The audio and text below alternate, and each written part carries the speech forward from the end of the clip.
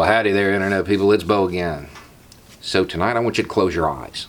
I'm going to describe a situation and I want you to picture yourself in it. You're in a country and the graduates coming out of school, they're worried they're not going to be able to get a job. The economy's changed so much. They're not portrayed very well by the media. There's been attacks on freedom of the press, assembly, speech. Intellectuals are demonized. The government is blaming foreign interference for everything. Of course, predictably, a protest happens. Picture this protest at whatever large meeting area there is in your country. If you're in the U.S., picture it at the National Mall, where the Washington Monument and the Wall and where Forrest Gump gave his speech. You join, you show up, because somebody has got to hear this. Somebody's got to do something. Weird thing happens. That protest, it grows exponentially. And it doesn't disperse. It's there day after day. It sparks smaller protests all around the country. Eventually there's 1 million people there. Logistical problems start to set in. Food, water, hygiene starts to stink. There's infighting among the leadership of the movement, people vying for power. Some of it is just egos. Some of it is the work of intelligence agencies, your own trying to disrupt the movement, and foreign intelligence agencies because they smell an opportunity.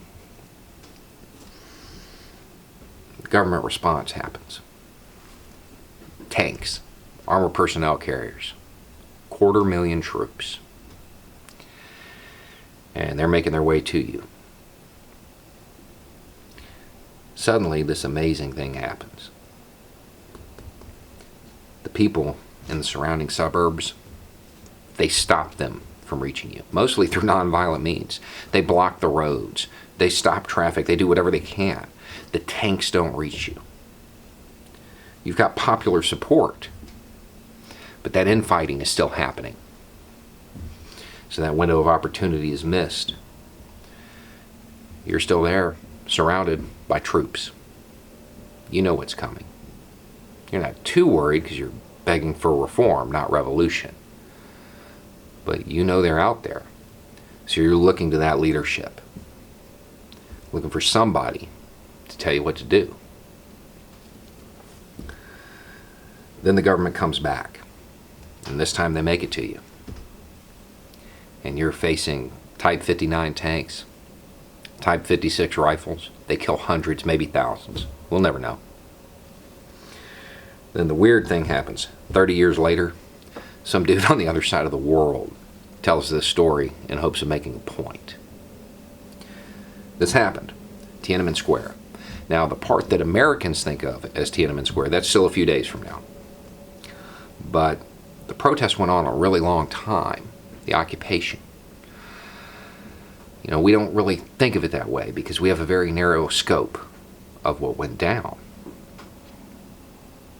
I really wanted to talk about this, but there's so much that parallels what happens in the U.S.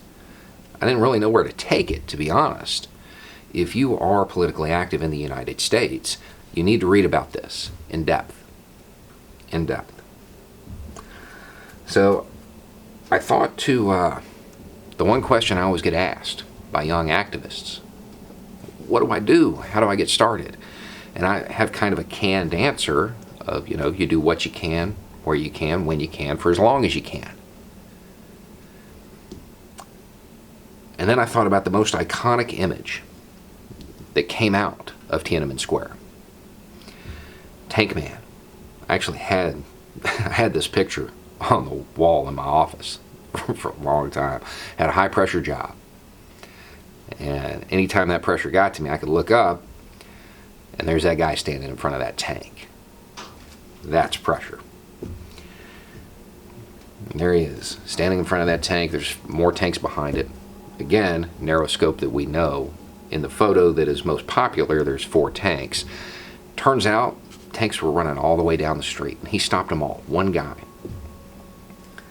You could tell by the way he was dressed and what he was doing, he wasn't there to be a revolutionary that day. He just saw something. He's like, Somebody's got to do something. And then somebody did. He did. He stood out there in front of that tank. If there's ever a metaphor for the power of the state and the implied violence of the state versus the individual, it's that image. It is that image. And he's standing there when the tank, tries to go left. Well, he steps right, gets in its way, stops that tyranny. If it goes right, he goes left. There's probably a metaphor there too. Eventually, he gets that tank stopped, and the other tank's behind it. And he climbs up on it, starts yelling at the people inside, telling them what they're doing is wrong. He gets off of it, and they wind that tank back up. And he steps back out in front of it again. That's courage. And he stops it again. Now, eventually, two people run out.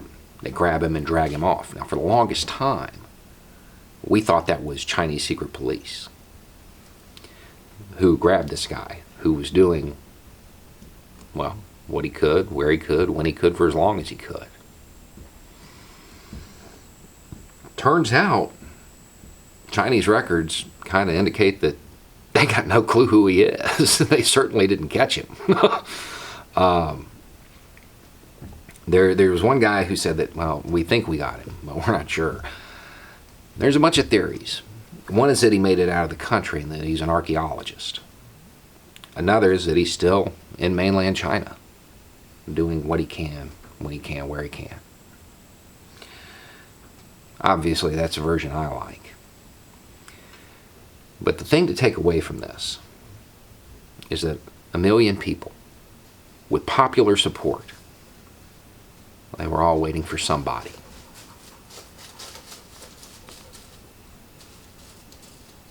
They were all waiting for somebody.